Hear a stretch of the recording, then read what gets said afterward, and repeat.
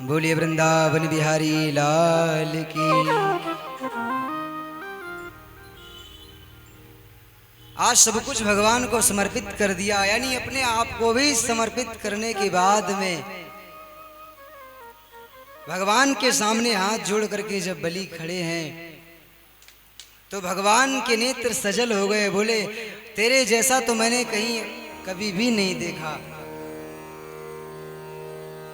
सब कुछ मुझे समर्पित करके आज तू भी इस प्रकार मुस्कुरा रहा है।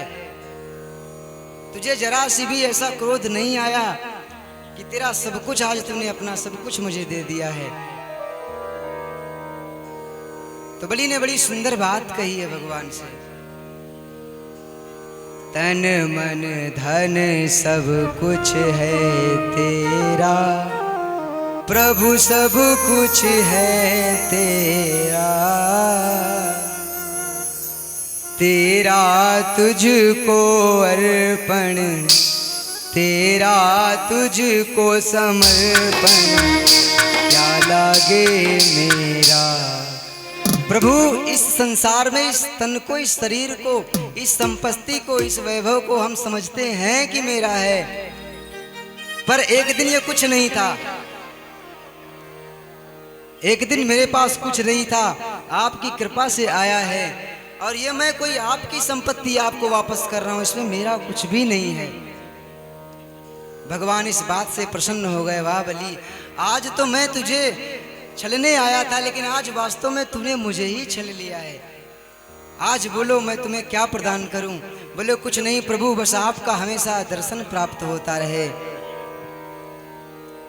जब मैं घर से बाहर जाऊं तो आपका दर्शन हो, जब मैं घर में प्रवेश करूं तो आपका दर्शन हो, अर्थात आपके सिवा मेरा किसी से संबंध ना रहे,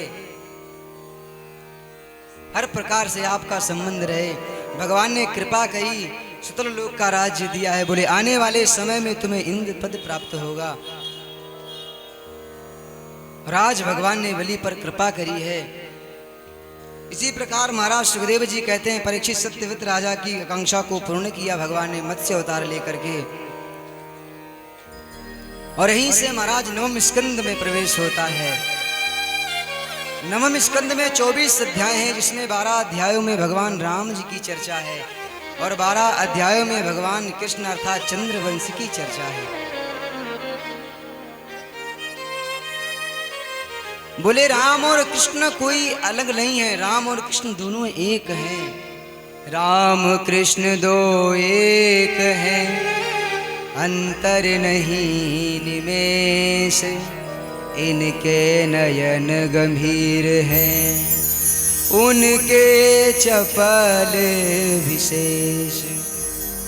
बोले राम और कृष्ण में कोई जरा सा भी अंतर नहीं है। और सूर्य वंश की चर्चा को आरंभ करते हैं। बोले भगवान नारायण के नाभि कमल से ब्रह्मा निकले, प्रकट हुए। ब्रह्मा के मरीचि, मरीचि के कश्यप अर्थात विवस्वान यानी सूर्य,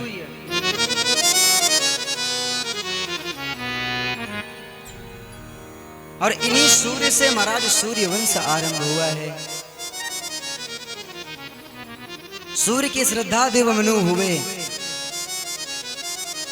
और इनके बाद में महाराज इन्हीं मनु महाराज के 10 महाराज पुत्र हुए हैं, जिनमें से इक्ष्वाक, नग, सर्याति, दृष्ट, धृष्ट, कुरुस, नृष्यंत, प्रसद, नभग और कवि। नभग के नाभाग और नाभाग के परम भागवत अम्बरीश जी आए हुए हैं। अम्बरीश जी महाराज पूरे जगत अर्थात पूरे पृथ्वी के महाराज राजा होकर के, अम्बरीश जी इस पूरे पृथ्वी के राजा होकर के अनंत भगवान के चरणों में अनंत सा प्रेम है उनका। ऐसी भक्ति है कि अपने महाराज स्वयं भगवान की सेवा में किसी महाराज नौकर को नहीं रखते हैं, भगवान की सेवा अपने हाथों से स्वयं करते हैं।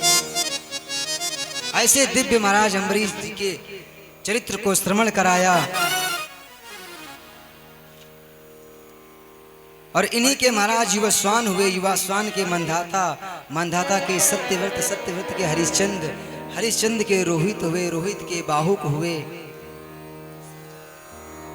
और बाहुक के राजा सगर हुए, जिनके 60,000 पुत्र थे। लेकिन सुख एक भी ने नहीं दिया। कपिल भगवान का महाराज अनादर किया तो सब के सब इस धराधाम को छोड़ करके चले गए। मुक्ति के लिए महाराज कितनी पीढ़ियों ने तपस्या की, तब जा करके भगीरथ ने महाराज गंगा मां को इस धराधाम पर ला करके उन सगर के पुत्रों को मुक्ति दिलाई है।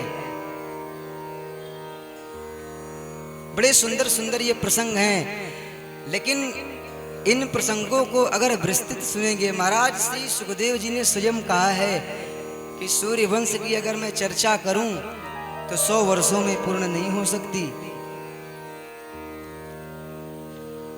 एक भी राजा का यदि हमने चरित्र सुनना आरंभ किया तो 2-4 घंटे ऐसे ही बीत जाएंगे। भगीरथ के द्वारा महाराज सगर के पुत्रों का कल्याण हुआ और इन्हीं के वंश में ऋतुपर्ण हुए। ऋतुपर्ण के सौदास, सौदास के असमत नारी कवच खटवांग, और खटवांग के महाराज दिलीप, और दिलीप के राजा रघु हुए, जिनसे महाराज रघु वंश आरंभ हुआ। और ख्याति तो मिली जाती है जब कोई अच्छा कर्म होता है। रघु महाराज का नियम था कि एक बार जो कह दिया सो कह दिया, फिर चाहे इनके प्राण ही क्यों ना चले जाएं, लेकिन महाराज ये अपनी बात से पीछे नहीं हटते थे। रघुकुल रीति सदा चली आई, भले ही प्राण चले जाएं, प्राण जाहीं पर वचन न जाई। जो कह दिया वो होना है। और इन्हीं महाराज रघु के महाराज अज हुए और अज के महात्मा दशरथ हुए, जिनके यहां भगवान ने अवतार लिया। देखिए दशरथ है कौन? दशरथ अर्थात जिसका रथ 10 दिशाओं में भ्रमण करता हो। ये तो एक अलग की बात हो गई, जिसने अपनी 10 इंद्रियों को जीत लिया है, अर्थात 10 इंद्रिय रूपी जो घोड़े हैं, इनकी लगाम अपने हाथ में रखते हों, जो कुछ आदेश दें वो इंद्री करे, बल्कि ऐसा नहीं कि हर इंद्रिय अपने मन का करे। समस्त इंद्रियों को वश में रखने वाले इनका नाम दशरथ हुआ है। और दशरथ के महाराज राम जी महाराज आए हुए हैं, और राम जी की कथा, राम जी का चरित्र सिर्फ सुनने के लिए नहीं है।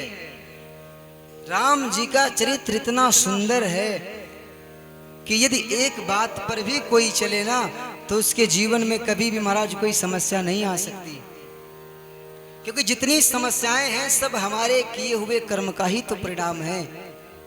और अगर कर्म ही अच्छे हों, किससे हमें किस भाव से मिलना चाहिए, किसके लिए सम्मान करना चाहिए, ये हमें राम कथा सिखाती है। राम कथा विषय इतना सुंदर है कि महाराज तुलसीदास जी जब लिखते हैं,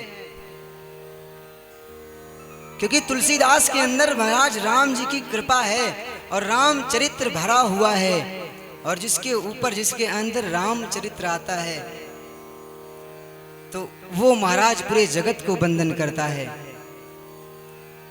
सबसे पहले कथा का लेखन करते हुए महाराज हर एक लता पत्ते को महाराज तुलसीदास जी ने प्रणाम किया है। बंदहु संत असज्जन चरणा, महाराज कोई संत है मैं उसको भी प्रणाम करता हूं, कोई असज्जन है, कोई दुराचारी है, पापी है, मैं सबको प्रणाम करता हूं। और राम कथा लिखने में हमारी सामर्थ्य नहीं है, ये तो कृपा श्री रघुनाथ जी महाराज की है। जो कुछ वो प्रदान कर रहे हैं वही मैं लिख रहा हूं। सिया राम मैं सब जग जानी, करहु प्रणाम जोरी जुग पानी। राम चरित्र इतना अद्भुत है, लिखते समय तुलसीदास जी ने हर एक महाराज लता पत्ते तक को प्रणाम किया है। राम भगवान का जन्म हुआ, राम भगवान ने महाराज असुरों का कल्याण किया, उनका उद्धार किया, कथा हो गई। सिर्फ इतना नहीं, राम कथा वो है कि राम कथा सुंदर कर तारी, अर्थात तारी है। आपके सामने अगर कोई पक्षी बैठा हो ना, तो आप ताली बजाओ, वो उड़ जाएगा। तो राम कथा संशय रूपी अर्थात संदेह रूपी पक्षी को तुरंत उड़ा देने वाली है महाराज। राम कथा की महिमा का वर्णन करते हुए बड़ा सुंदर लेखन करते हैं, लेकिन समय का भी अभाव है। कहने का भाव, राम कथा जो भगवान राम ने किया है ना, वो हर मनुष्य को करना चाहिए। भगवान कृष्ण ने जैसा उपदेश दिया है वो हमें महाराज करना चाहिए।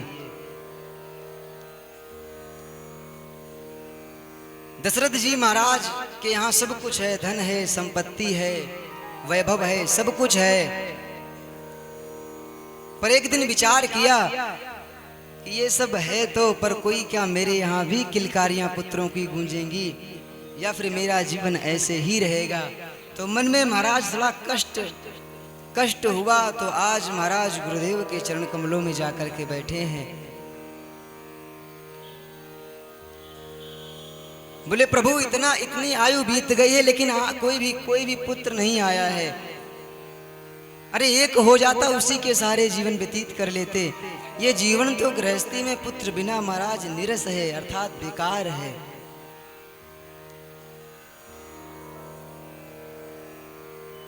गुरु के चरणों में जाकर के जब बैठे हैं, गुरु से महाराज अपनी व्यथा को कहा, तो वशिष्ठ जी महाराज कहने लगे,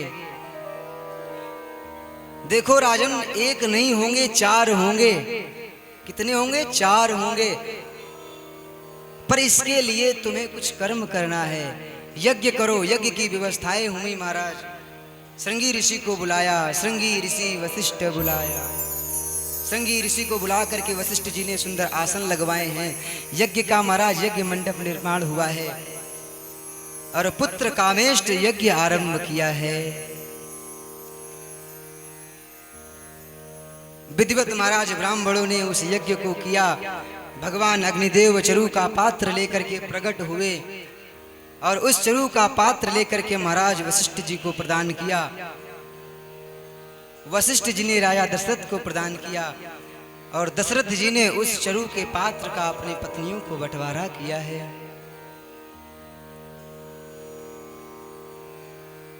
अब किस प्रकार बंटवारा करते हैं ये भी वर्णन करते हैं।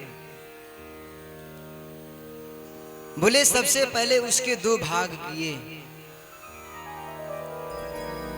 अर्थात उस चरु के 2 भाग करने के बाद में 1 भाग मां कौशल्या को प्रदान किया है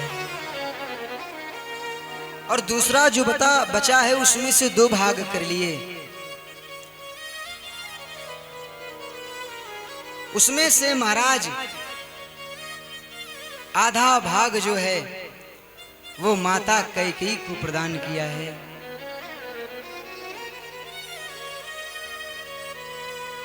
और इसके बाद में महाराज जो आधे का आधा बचा है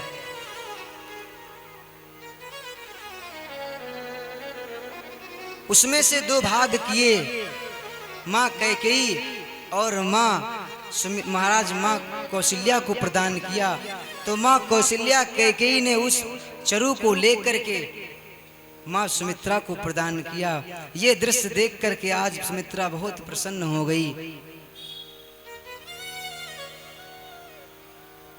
सुमित्रा कहने लगी मुझे 2 प्रकार से दो भाग मिले हैं ना, अगर भगवान की कृपा से 2 हुए तो मैं संकल्प कर रही हूं, मैं वचन दे रही हूं कि दोनों को हमेशा आपके पुत्रों की सेवा में लगा दूंगी, दोनों को उनकी सेवा करने में लगाऊंगी। ये मेरा वचन है आपसे। यज्ञ संपन्न हुआ, उस चरु प्रसाद को पाया है और समय अनुसार महाराज भगवान गर्भ में पधारे।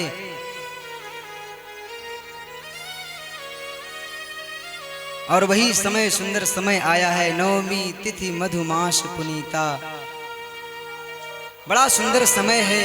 उस समय महाराज भगवान लक्ष्मी नारायण रूप में, चतुर्भुज रूप में महाराज भगवान कौशल्या की मैया के सम्मुख प्रकट हुए, मंद मंद मुस्कुरा रहे हैं। मुस्कुराते हुए महाराज भगवान कह रहे हैं मैया तुम कहूँ मैं पूरब भर दीना, सो अब आय सत्य कर दीना। पूर्व समय में आपने मुझसे वरदान मांगा था कि पुत्र रूप में आओ, और आज मैं पुत्र रूप में आ गया हूं। आज महाराज कौशल्या मैया कहती है यहाँ तो पुत्र नहीं, पुत्र ऐसा होता है, अरे पुत्र नहीं आप तो पिता बन करके आए हो। भगवान ने कहा ऐसा क्या, मैं तो जहाँ पुत्र बनता हूँ वैसे ही बनता हूँ, आप मुझे पुत्र बोलो, मैं आपका बेटा हो गया। मैया ने कहा नहीं प्रभु, कहीं 4 हाथ का पुत्र होता है, अरे लोग देखेंगे तो क्या कहेंगे, इतना बड़ा पुत्र। भगवान ने 2 हाथ छिपा लिए, बोले मैया अब तो बोलो, द्वार खोलो, लोग मेरे दर्शन के लिए खड़े हैं। मैया ने कहा अभी द्वार नहीं खुलेगा, सबसे पहले छोटे हो जाओ। भगवान ने कहा ठीक है। भगवान नन्हे से आकर में आ गए। फिर भगवान कहते मैया अब तो द्वार खोलो, अब तो महाराज सारी प्रजा मेरे दर्शन के लिए दौड़ने को तैयार है, अब तो द्वार खोलो। कौशल्या मैया कहती हैं प्रभु अरे कहीं महाराज ये चमकीले धमकीले वस्त्र पहन करके कोई बालक आता है। बोले कैसे आता है, बोले वो नग्न अवस्था में आता है, सब कपड़े उतार दीजिए। भगवान कहने लगे क्या क्या करना पड़ता है यहाँ। भगवान ने अपने वस्त्रों को भी उतार दिया। बोले अब तो मैया द्वार खोलो। कौशल्या मैया ने कहा नहीं नहीं अभी भी द्वार नहीं खुलेगा। भगवान बोले अब क्या रह गया मैया। बोले जब किसी बालक का जन्म होता है तो वो रोता है, आप रोवो, क्योंकि जब किसी बालक का जन्म होता है तो वो रोता है। भगवान ने कहा संसार में आकर के क्या क्या करना पड़ता है। माता पुनि बोली सोमति डोली, तजहूँ तात या रूपा, जैसी सुलीला अति प्रिय शीला, यह सुख परम अनु। आज भगवान नन्हे बन करके रुदन करने लगे, रोने लगे। जो भगवान ने जोर जोर से रोया है, दासियां दौड़ करके आई, दासियां दौड़ कर आई, देखती हैं कि आज महाराज कौशल्या के पास पुत्र रत्न प्राप्त हुआ है। दौड़ करके महाराज दशरथ जी के पास जाकर के बधाई दी है। दशरथ जी महाराज के हाथ में जो आया सो दे दिया। आज दशरथ जी महाराज उछल पड़े, कूदने लगे, नाचने लगे। तब तक दूसरी ओर से महाराज दासी दौड़ती हुई आई, अरे कैकेयी माँ को भी महाराज पुत्र रत्न की प्राप्ति हुई है। तीसरी दौड़ करके आई, महाराज अभी तो एक एक हुआ है, सुमित्रा के तो 2-2 हुए हैं। महाराज आज तो जो कुछ हाथ में आता है दशरथ जी महाराज अन्न धन वस्त्र सब कुछ देते जा रहे हैं। बड़ा उत्सव मना है अयोध्या धाम में। आइए हम सभी अपने मन को, अपने हृदय को इस अयोध्या धाम में लेकर के चलते हैं। जन्मे हैं चारों भैया अवध में बाजे बधैया, जन्मे हैं चारों भैया अवध में बाजे बधैया, चारों भैया अवध में बाजे बधैया।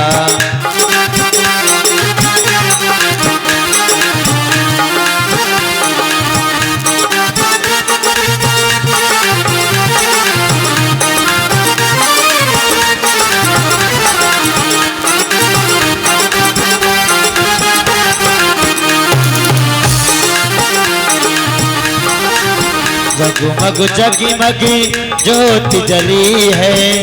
एक बात बताऊं, आपको खुशी नहीं है राम भगवान की? हैं? खुशी नहीं है क्या? जगमग जगमग ज्योति जली है, जगमग जगमग ज्योति जली है, जगमग जगमग ज्योति जली, ओ जगमग जगमग ज्योति मोरी जली है। हिल मिल होते अटरिया अवधि में बाजे बधैया। जन्म है चारों भैया अवधि में बाजे बधैया।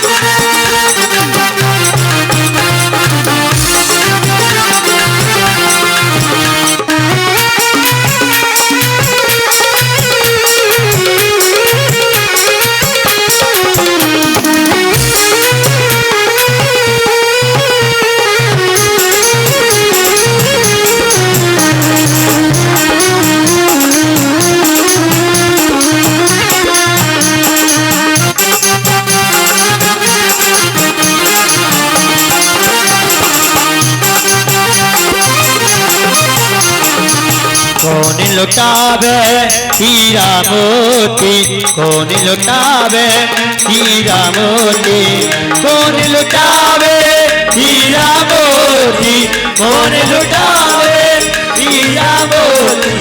हीरा मोती हीरा मोती हीरा मोती हीरा मोती।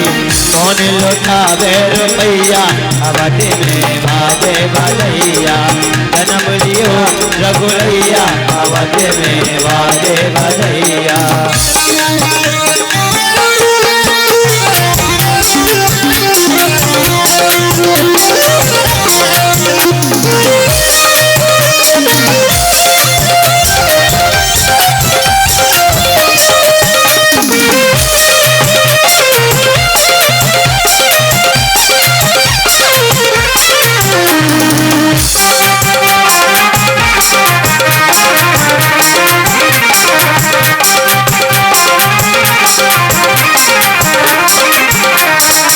राजा लुटावे हीरा मोती, राजा लुटावे हीरा मोती, राजा लुटावे हीरा मोती, राजा लुटावे हीरा मोती, राजा लुटावे हीरा मोती, राजा लुटावे हीरा मोती।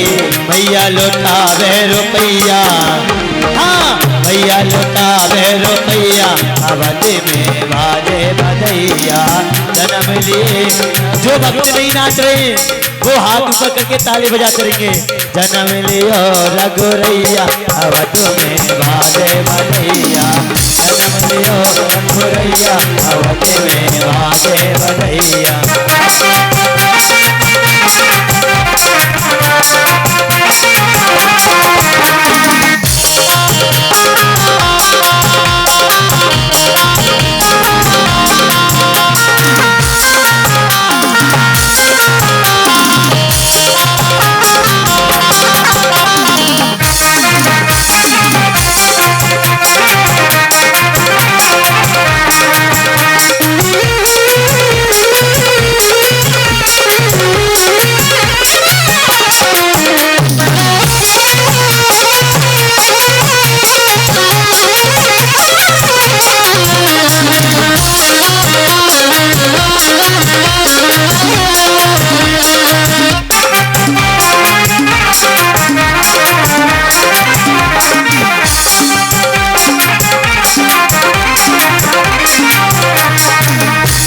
मृदंग ताल धपवाजे, ताल मृदंग ताल धपवाजे, ताल मृदंग ताल धपवाजे, ताल मृदंग ताल धपवाजे। नाचत नाचत नाचत ताता थैया अवधि में बाजे बधैया। नाचत ताता भैया अवधि में बाजे बधैया। कैसे नचते